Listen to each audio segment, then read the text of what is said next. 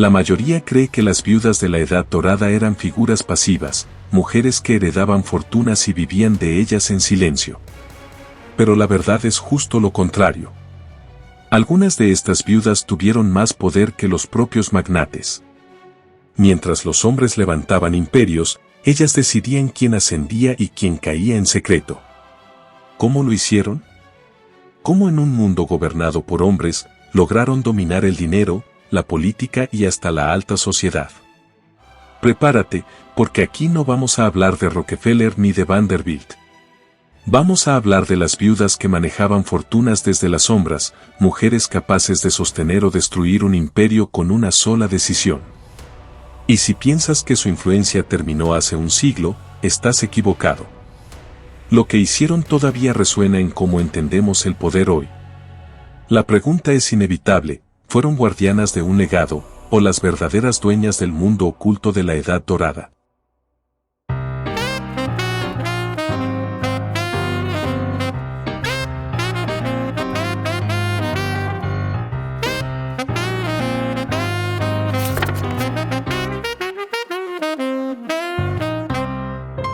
Antes de que la llamaran la bruja de Wall Street, Hetty Green ya era temida en los tribunales. Y todo empezó con una herencia que desencadenó un pleito feroz, un pleito que revelaría el carácter de la mujer que décadas después dominaría el dinero de Nueva York. Hetty Howland Robinson nació en 1834 en una familia ballenera de Nueva Inglaterra, con una fortuna hecha en aceite de ballena y comercio marítimo. Desde niña, en lugar de muñecas, leía balances financieros. Su padre le enseñó a invertir en bonos y acciones mientras otras niñas bordaban o tocaban el piano. Ese fue el germen de su leyenda. Cuando murió su tía Sylvia Howland en 1868, Hetty heredaba una parte importante de su fortuna. Pero no era suficiente para ella. Estaba convencida de que merecía mucho más. Entonces, inició una de las batallas legales más escandalosas de su tiempo, el caso Howland. Hetty presentó un testamento alternativo para reclamar la mayor parte de la herencia. El problema: la firma de su tía resultó sospechosa. Y aquí ocurrió algo inaudito. Por primera vez en la historia judicial de Estados Unidos, un tribunal usó un análisis matemático para comparar firmas. El resultado fue devastador. Se concluyó que la firma era falsificada y Hetty perdió el caso. Los periódicos de la época se deleitaron con la historia. Una mujer sola, enfrentándose a la familia, luchando como un tiburón en un océano de abogados. Hetty había quedado derrotada en los papeles, pero había ganado algo más valioso: su reputación. El país descubrió a una heredera que no se conformaba con lo que le daban, una mujer que pelearía con uñas y dientes por cada dólar. Ese pleito no solo marcó el nacimiento de su imagen pública, también sembró el mito de una mujer despiadada, calculadora y obsesionada con el dinero. Una imagen que la acompañaría para siempre, aunque lo peor todavía estaba por venir. Porque si en los tribunales ya la llamaban implacable, en su vida privada empezarían a llamarla algo mucho más oscuro: la bruja de Wall Street. Tras perder a su marido en 1875, Hetty Green tomó una decisión radical: dedicar el resto de su vida exclusivamente al dinero y a sus hijos. Y lo hizo de una forma que escandalizó a toda la alta sociedad de Nueva York. Hetty enviudó en 1875, tras la muerte de Edward Henry Green. Desde entonces, se dedicó por completo a las inversiones y al cuidado de sus dos hijos, Ned y Sylvia. Pero lo que más fascinaba y escandalizaba a la opinión pública no eran sus negocios, sino su estilo de vida. Mientras las élites de la Edad Dorada vivían en mansiones palaciegas, Hetty vestía siempre de negro, repetía el mismo vestido hasta el desgaste y dormía en hoteles modestos. Los periodistas de la época la retrataron como una excéntrica, pero sobre todo como una avara patológica. La leyenda más oscura se tejió en torno a su hijo Ned. Según la prensa, Hetty se negó a pagar un médico cuando el joven enfermó en una pierna, y esa supuesta tacañería llevó a la amputación. El mito se repitió hasta el cansancio: su mezquindad le costó una pierna a su hijo. Pero las biografías modernas matizan la historia.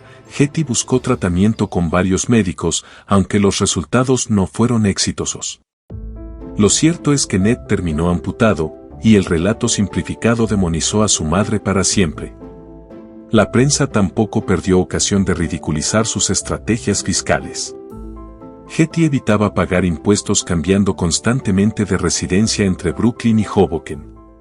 Tras la consolidación de Nueva York en 1898, se instaló en Nueva Jersey para esquivar la presión fiscal. Lo que sus críticos llamaron miseria, otros lo ven hoy como un auténtico manual de ingeniería fiscal avant la lettre. Y ahí está la contradicción: ¿era realmente una mujer miserable que odiaba gastar, o una estratega financiera adelantada a su tiempo, atacada por un sistema mediático misógino? Lo cierto es que cuanto más la insultaban, más crecía su leyenda. Porque a Hetty Green no la definía la austeridad, sino lo que hacía con el dinero que ahorraba. Y ese dinero, acumulado con frialdad y disciplina, pronto se convertiría en el salvavidas del propio sistema financiero estadounidense. En 1907, cuando el sistema financiero de Nueva York estaba a punto de colapsar, los banqueros recurrieron a una mujer. No a Morgan. A Hetty Green. Durante el pánico de 1907, los bancos de Nueva York se quedaron sin liquidez. La ciudad entera temblaba. Si no entraba dinero fresco, todo podía derrumbarse. Y ahí estaba Hetty Green, con una fortuna líquida que había acumulado durante décadas de inversiones en bonos, ferrocarriles y bienes raíces. En lugar de refugiarse, prestó $1.100.000 al sistema bancario, más de 30 millones en valor actual. Lo hizo con frialdad, bajo sus condiciones, pero lo hizo. Paradójicamente, la mujer apodada bruja se convirtió en la salvadora silenciosa de Wall Street. Aquí aparece la contradicción más brutal de su vida. ¿Cómo se explica que la misma mujer ridiculizada por sus vestidos gastados fuera la que sostuvo al corazón financiero del país? Si Hetty hubiera sido un hombre, muchos historiadores creen que hoy se le compararía con Morgan, el gran titán financiero de la época. Pero el sesgo de género y el amarillismo de la prensa prefirieron pintarla como un monstruo avaro, en lugar de reconocerla como la primera gran banquera sistémica. Y la historia no termina ahí. Tras su muerte en 1916, su hijo Ned heredó gran parte de su fortuna. Años después, ocurrió un episodio macabro. Cuando Ned fue enterrado, su viuda ordenó que junto a él se colocara la pierna amputada que había marcado su vida desde joven. Un símbolo grotesco que selló para siempre la leyenda de la familia Green. Hetty Green murió con una fortuna estimada en hasta $200 millones, equivalente a miles de millones actuales. Una mujer que empezó luchando por una herencia en los tribunales y terminó prestándole dinero a Nueva York para evitar su colapso. La pregunta es inevitable: ¿era realmente la bruja de Wall Street, o la mujer que escribió el manual oculto del poder femenino en la Edad Dorada?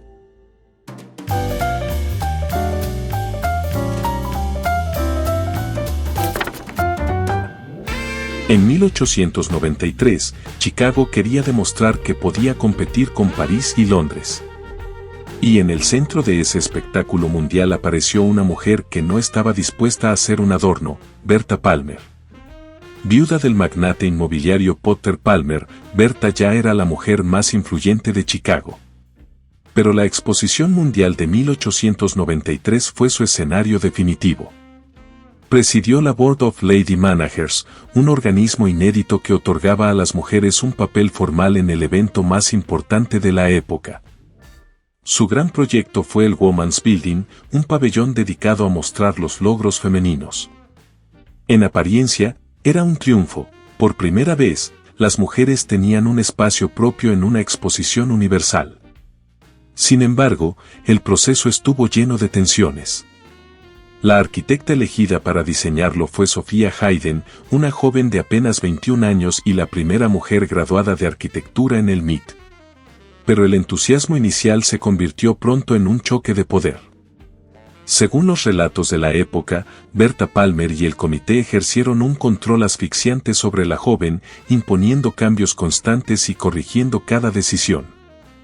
Finalmente, Sofía fue apartada, y la historia se convirtió en un símbolo del enfrentamiento entre el poder social y el talento técnico femenino. Para la prensa, el episodio era material dorado, la reina de Chicago Society frente a la joven promesa académica.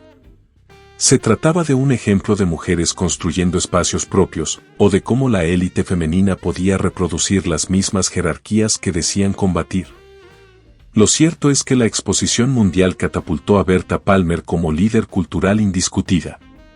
Pero su legado en 1893 abriría una grieta incómoda. Fue pionera en dar voz a las mujeres, o en separar esa voz dentro de un edificio aparte. ¿Crees que ya lo has visto todo? Espera, lo que viene a continuación revela el lado más polémico de Berta Palmer y cómo su legado se convirtió en un arma de debate un siglo después. Quédate, porque lo que estás a punto de escuchar va a cambiar la forma en que entiendes el poder de estas viudas. Lo que la prensa celebró en 1893 como un triunfo femenino, hoy muchas historiadoras lo leen como un gesto incómodo. El Women's Building no era integración, era segregación. Con el paso de las décadas, el proyecto que dio fama a Berta Palmer en la Exposición Mundial de Chicago comenzó a verse bajo otra luz. Para algunos, el Women's Building fue un símbolo de avance, un espacio donde mujeres de todo el mundo podían mostrar arte, ciencia y logros sociales. Para otras, fue una forma elegante de aislar la voz femenina lejos del corazón del evento, reforzando que las mujeres solo podían brillar en un edificio aparte. Críticas recientes han señalado incluso un sesgo de clase y de raza, un feminismo blanco y elitista que abría puertas a unas, mientras dejaba fuera a otras. Una contradicción que hoy genera debate, ¿fue Berta Palmer pionera o simplemente administradora de un logro de segunda clase? La prensa de 1893, sin embargo, prefería los duelos sociales a la reflexión política. Durante la feria, circularon rumores de un roce diplomático entre Berta Palmer y la infanta Eulalia de Borbón, enviada de la corte española. Las crónicas hablaban de dos reinas compitiendo por la atención de la alta sociedad, un duelo inventado que el periodismo amarillista convirtió en espectáculo. Para la historia oficial, Berta quedó como la reina de Chicago Society. Pero en paralelo crecía la sombra de una pregunta que sigue viva: ¿habría caminos para todas las mujeres, o solo consolidaba su propio poder social? La respuesta, quizá, está en su siguiente movimiento: convertir su fortuna en un legado cultural que cambiaría para siempre el destino del arte en Estados Unidos. Cuando parecía que Berta Palmer solo sería recordada como reina de Chicago Society, sorprendió al mundo con un movimiento inesperado: usar su fortuna para apostar por un arte rechazado y por una tierra salvaje. Tras la Exposición Mundial, Berta consolidó su papel como mecenas cultural. En un momento en que muchos coleccionistas despreciaban el impresionismo francés, ella compró obras de Monet, Renoir y Degas. Lo que entonces parecía una extravagancia, hoy se reconoce como visión de futuro. Parte de esa colección pasó al Art Institute of Chicago, que conserva uno de los núcleos más importantes de impresionismo en América. Su mecenazgo no fue un simple capricho social. Fue un golpe de capital simbólico. Al respaldar un movimiento artístico cuestionado, Berta marcó el rumbo de la cultura estadounidense. En este gesto, su legado se volvió duradero. Pero la otra cara de la moneda apareció tras enviudar en 1902. Berta se reinventó como empresaria en Florida, comprando más de 80,000 acres en Sarasota. Allí aplicó métodos de ganadería modernos, incluyendo prácticas agresivas como los baños de arsénico para combatir la garrapata del ganado. Para algunos, fue la pionera que abrió el camino al desarrollo de la región; para otros, una terrateniente que impuso su imperio sobre un territorio vulnerable. Así nació la leyenda de la baronesa de Florida, una viuda que llevó el lujo de Chicago al sur, pero también la dureza de la gestión empresarial en tierras nuevas. Y es aquí donde aparece la gran contradicción de su vida. Berta Palmer fue a la vez abridora de puertas para artistas y mujeres, y arquitecta de exclusiones, con un legado que combina luces culturales y sombras sociales. Murió en 1918 dejando una huella imposible de ignorar: la mujer que podía codearse con emperatrices, transformar el gusto artístico de un país y controlar vastos territorios en Florida. La pregunta que queda es incómoda: ¿fue Berta Palmer una pionera cultural, o una reina que solo cambiaba las reglas para seguir en la cima? Antes de entrar en Isabella Stewart Gardner, una cosa rápida para que no te pierdas nada: si quieres ir un paso más allá, he preparado un dossier exclusivo sobre los Astor. Cómo convirtieron un apellido en un sistema de control social de la élite neoyorquina, con intrigas, mapas de relaciones y los movimientos de dinero que no solemos ver. Puedes descargar una muestra gratuita y acceder a una oferta especial en el enlace del comentario fijado o en el de la descripción.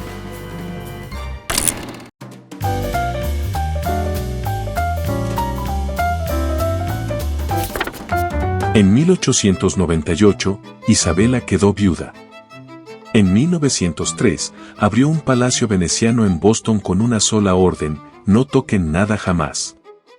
Casada con el rico comerciante bostoniano John Jack Gardner, Isabella viajó por Europa y Asia, comprando arte con una mezcla de hambre cultural y precisión de heredera con criterio: Tiziano, Vermeer, Botticelli. Piezas que entonces muy pocos estadounidenses se atrevían a adquirir. Tras la muerte de Jack en 1898, decidió transformar el duelo en obra pública, compró terreno en el Fenway, y con el arquitecto Willard Sears, levantó un museo inspirado en los palacios de Venecia. Abrió sus puertas el 1 de enero de 1903. Dentro, Isabella instaló su colección como si fuese un teatro íntimo: cuadros, muebles, textiles y objetos dialogando por ambientes, no por cronología. Y dejó una cláusula feroz en su testamento: la instalación debía mantenerse para la educación y el disfrute del público para siempre. Mover, vender o añadir piezas rompía el pacto. El museo sería un organismo vivo, congelado en su visión. Isabella convirtió su viudez en un escenario. Pero pronto haría algo más audaz: convertir su propia persona en la obra más comentada de Boston. Antes de que el marketing tuviera nombre, Isabella ya era una marca. En 1888, John Singer Sargent la retrató de pie, negra silueta de rubíes y perlas. El cuadro alimentó su leyenda de mujer que miraba a la élite bostoniana de frente. El propio museo documenta la pieza como un icono de su identidad pública, con fama y chismografía incluidas. Luego vino la jugada maestra: otoño de 1912, concierto de la Boston Symphony. Isabella aparece con una diadema blanca que decía: "Oh, you Red Sox", en letras rojas. La prensa la tachó de sensacionalista y loca por llevar béisbol a un templo de música clásica. Era teatro puro, sabía dónde mirarían todos los ojos y cómo reventar la etiqueta. El propio Gardner Museum conserva crónicas y recortes del gesto. ¿Y las historias más locas? Leones del zoo, boxeo en casa. Son relatos que pululan en artículos y blogs culturales, color de época más que evidencia. Si se mencionan, debe hacerse como rumorología popular, no como hecho probado. Isabella dominó titulares en vida. Pero la noticia que la haría eterna ocurrió después de su muerte. 2 falsos policías.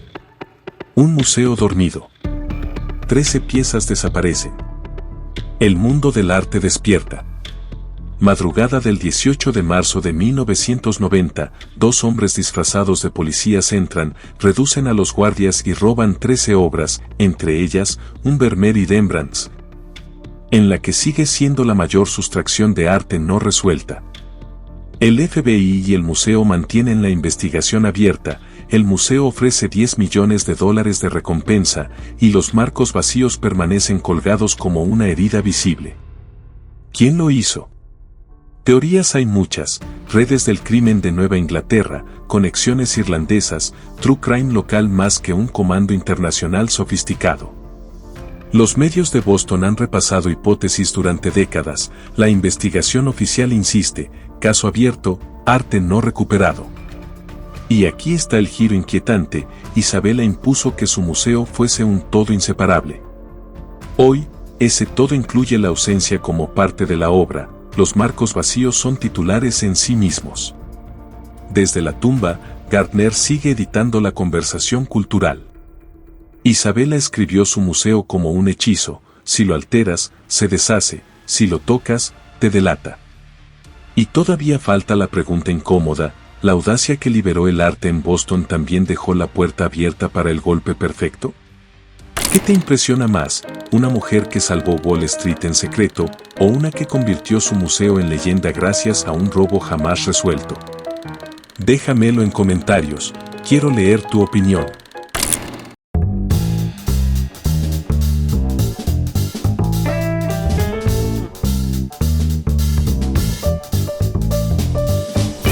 En la Nueva York de la Edad Dorada, había un trono que no estaba en Wall Street ni en Washington, estaba en un salón de baile. Y en él reinaba una viuda, Caroline Schermerhorn Astor. Tras enviudar de William Backhouse Astor Jr., Caroline se convirtió en la matriarca de la familia más antigua y poderosa de Nueva York. Se la conocía simplemente como la señora Astor. Y con ese título gobernaba la alta sociedad con mano de hierro. Su arma más temida fue la llamada Lista de los 400, elaborada junto a Ward McAllister.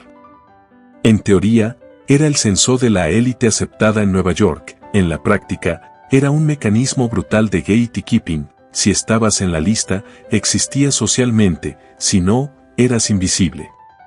Hoy muchos historiadores creen que el número 400 no era más que propaganda, el aforo del salón de la señora Astor. Un acto de relaciones públicas convertido en mito. Pero el poder de esa lista pronto encontró resistencia. Los Vanderbilt, símbolos del dinero nuevo, querían reconocimiento. Caroline se negó a invitar a su hija Carrie a los bailes Astor. La respuesta de Alva Vanderbilt fue un golpe maestro. En 1883, organizó un baile de disfraces en su mansión con 1000 invitados y dejó fuera a Carrie. Hasta que su madre reconociera públicamente a los Vanderbilt. Esa noche selló el ascenso del dinero nuevo y forzó a la señora Astor a aceptar que su trono ya no era incuestionable. Años más tarde, su propio aliado, Ward McAllister, se disparó al pie. En 1890, publicó el libro Society as I Have Found It, donde revelaba chismes y secretos de la élite. El escándalo lo arruinó socialmente y expuso lo frágil del ecosistema que la señora Astor había creado. Bastaba una traición para que las máscaras cayeran. Y la batalla más personal se libró dentro de su familia. William Waldorf Astor, sobrino de Caroline, se sintió menospreciado por ella y decidió vengarse con ladrillos. Mandó construir el lujoso Waldorf Hotel justo al lado de su casa, un coloso de mármol que convertía la residencia de la señora Astor en un anacronismo. De esa venganza nació, más tarde, el Waldorf Astoria, un monumento no al lujo, sino al rencor familiar. Caroline Astor murió como la reina de Nueva York. Pero su derrota frente a los Vanderbilt y la guerra de los hoteles demostraron algo: el dinero viejo podía imponer reglas, pero no detener la llegada del dinero nuevo. Y esa irrupción tendría un rostro inesperado: Alva Belmont. Lo que empezó como un baile de disfraces en 1883 terminó en pancartas de sufragio 3 décadas después. Y en medio de ese arco imposible estuvo una viuda, Alva Belmont. Nacida Alva Smith, se casó con William Kissam Vanderbilt, heredero de la familia del ferrocarril. Desde ese lugar de poder organizó uno de los eventos más comentados del siglo XIX, el Vanderbilt Costume Ball de 1883. Con más de 1000 invitados, fue el baile que consagró a los Vanderbilt en la alta sociedad y humilló a la señora Astor, obligándola a reconocer a la nueva dinastía. Pero la vida de Alva no fue solo brillo. En 1895, protagonizó un divorcio escandaloso que sacudió Nueva York. Obtuvo una de las indemnizaciones más grandes de la época, cifra que confirmaba su poder económico.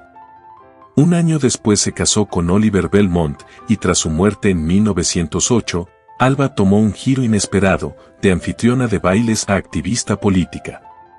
Como viuda, financió campañas, organizó mítines y se convirtió en una de las líderes del movimiento sufragista femenino en Estados Unidos. Su mansión Marble House en Newport, construida como templo de ostentación, se transformó en cuartel general de la causa. Lo extraordinario no es solo la magnitud de su giro, sino el contraste. La misma mujer que había usado un baile para romper el muro del dinero viejo terminó usando su fortuna para derribar el muro del voto negado a las mujeres. De la señora Astor a Alba Belmont, la guerra del dinero viejo contra el nuevo parecía un asunto de bailes y mansiones. Pero para la hija de Alba, Consuelo Vanderbilt, esa guerra se libraría en un escenario mucho más cruel, un matrimonio impuesto en nombre de la fortuna.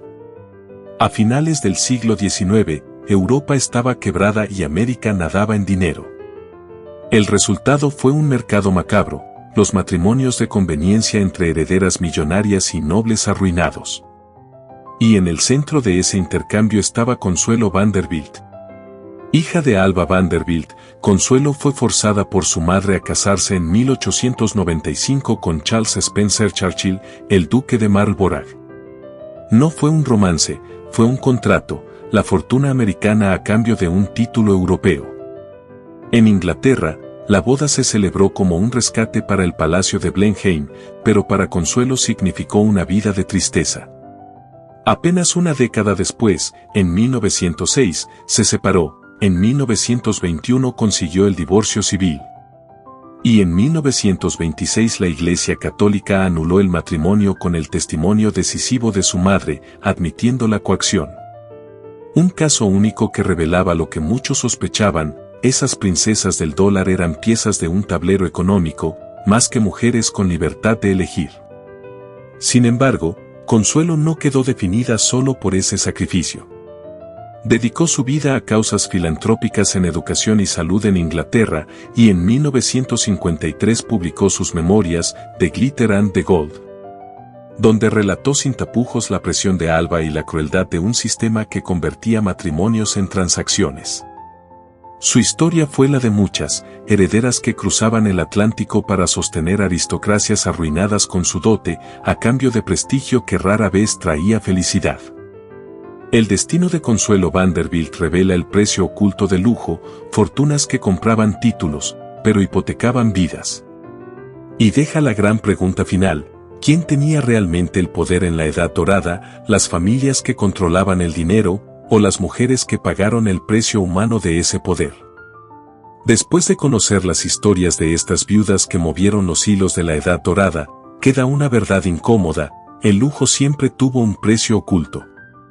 Pero hay una familia que llevó este juego más lejos que nadie, los Astor. He preparado un dossier exclusivo que revela cómo construyeron un imperio invisible, compraron Nueva York pieza a pieza y protegieron su poder durante generaciones. Puedes descargar una muestra gratuita ahora mismo en el comentario fijado o en la descripción. Y si lo haces hoy, tendrás acceso a la oferta especial antes de que desaparezca. Créeme, cuando descubras lo que los Astor hicieron en las sombras, nunca volverás a mirar la riqueza y el poder de la misma manera.